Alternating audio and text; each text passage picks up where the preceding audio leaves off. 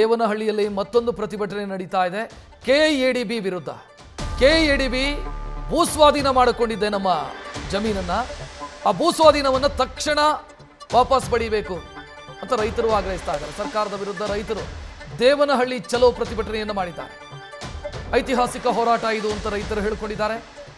ಪ್ರತಿಭಟನೆಯಲ್ಲಿ 13 ಹಳ್ಳಿಯ ರೈತರು ಭಾಗಿಯಾಗಿದ್ದಾರೆ. ದೇವನಹಳ್ಳಿ ತಾಲೂಕಿನ ಚನ್ನರಾಯಪಟ್ಟಣದ ರೈತರು ಹೋರಾಟವನ್ನು ಮಾಡಿರೋದು. ನಿನ್ನೆ ತಾನೇ ರಾಜ್ಯ ಸರ್ಕಾರ ಒಂದು ನಿರ್ಧಾರವನ್ನು ತೆಗೆದುಕೊಂಡಿತು. 495 ಎಕರೆ ಭೂಮಿಯನ್ನು ಭೂಸ್ವಾಧೀನದಿಂದ ನಾವು ವಾಪಸ್ ಪಡಿತಾ ಇದ್ದೀವಿ ಅಥವಾ ಕೈ ಬಿಡ್ತಾ ಇದ್ದೀವಿ ಅಂತ ಹೇಳಿತು.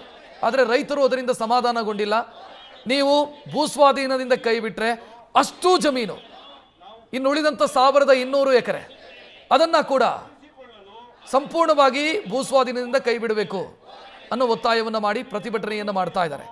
ದೃಶ್ಯ ಗಮನಿಸ್ತಾ ಇದ್ದೀರಿ. ಏರೋಸ್ಪೇಸ್ ಪಾರ್ಕ್ಗೆ ಭೂಸ್ವಾಧೀನವನ್ನು ಮಾಡಿಕೊಳ್ಳಲಾಗಿದೆ. 2021ರಲ್ಲಿ ಭೂಸ್ವಾಧೀನ ಪ್ರಕ್ರಿಯೆಯನ್ನು ಮಾಡಲಾಗಿದೆ. ಪ್ರಿಲಿಮಿನರಿ ನೋಟಿಫಿಕೇಶನ್ ಆಗಿದೆ, ಪ್ರಾಥಮಿಕ ಅಧಿಸೂಚನೆಯನ್ನು ಮಾಡಲಾಗಿದೆ. ಇದರ ಬೆನ್ನಿಗೆ ರೈತರು ನಿರಂತರವಾಗಿ ಹೋರಾಟ ಮಾಡ್ತಾ ಇದ್ದಾರೆ.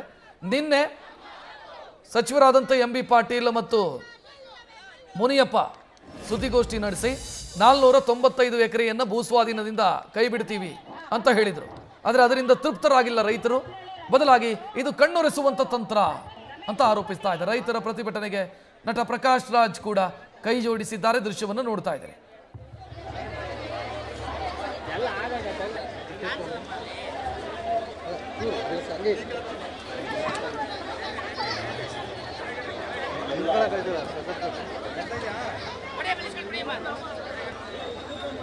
ಇದು ದೇವನಹಳ್ಳಿಯ ಪ್ರತಿಜ್ಞೆ. ಎಲ್ಲರೂ ಕೂಡ ಎತ್ತಿರಿಸಬೇಕು. ಒಂದು ರೈತರು 1180 ದಿನಗಳಿಂದ. ನ್ಯೂಸ್ ಫಸ್ಟ್ ನಿರ್ಭೀತಿಯಿಂದ ನಿಮ್ಮ ಪರವಾಗಿ.